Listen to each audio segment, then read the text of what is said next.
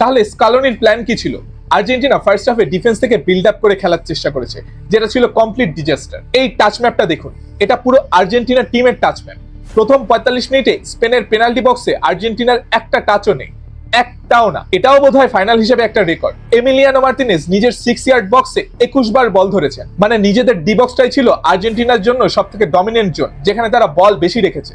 ভাবা যায় এটা। এই যখন অবস্থা, তখন ট্রাই করেছে তারা প্ল্যান বি, লং বল। কিন্তু এখানেও স্ট্রাকচারাল প্রবলেম ধরা পড়লো। হুলিয়ান আলভারেজ যদি লেফটে থাকতেন তাহলে সহজেই হয়তো লং বল গুলো ক্যাচ করতে পারতেন, কিন্তু সে সেন্টারে চ্যানেলে রান নিচ্ছিল, ফলে অফ দা বলে সে যে ফ্রি থাকবে সেটা পারেনি। স্প্যানিশ ডিফেন্ডাররা সবসময় তাকে ঘিরে রেখেছিল। আর মেসি 39 বছর বয়সে তার তো আর বাউন্সিং বলে দৌড়ানোর মতো পেস নেই। আপনি পাসিং নেটওয়ার্কটা একবার দেখেন, মেসি আর আলভারেজকে দেখে মনে হবে সামনে দুটো সেপারেটেড পার্ট, পেছনের সাথে এর কোনো কানেকশনই নেই। এক্সট্রা টাইমের আগে অ্যাটাকিং থার্ডে মাত্র 39টা টাচ। পুরো বিশ্বকাপে এক ম্যাচে এর থেকে কম টাচ ছিল কেপ ভার্দের আর 9 জনের কাতারের। কি লজ্জাজনক একটা পারফরম্যান্স। স্পেনের এই কনস্ট্যান্ট প্রেসারের আরেকটা হিডেন ইফেক্ট ছিল, এনার্জি ড্রেন। বল পেলেই ঘিরে ধরেছে স্প্যানিশরা, আর বল হারানোর পর তাদেরকে চেজ করেছে আর্জেন্টাইন প্লেয়াররা। ফাইনালের আগেও 4টা নকআউটে অন্তত দুটোয় 120 মিনিট পর্যন্ত খেলেছে আর্জেন্টিনা, আর স্প্যানিশরা খেলেনি একবারও। ফলে স্বাভাবিকভাবেই তারা একটা অ্যাডভান্টেজ পেয়েছে।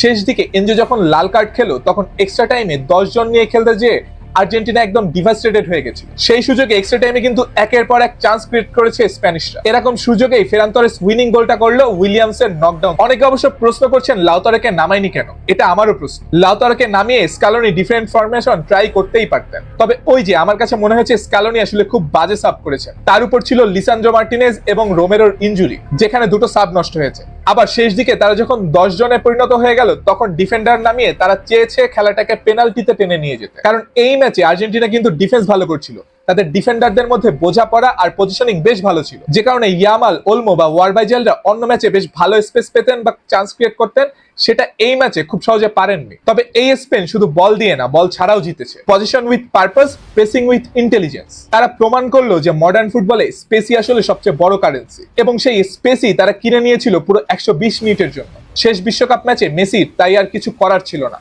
ভিডিওটি ভালো লেগে থাকলে লাইক, কমেন্ট ও সাবস্ক্রাইব করবেন। দেখা হবে পরের ভিডিওতে। ধন্যবাদ।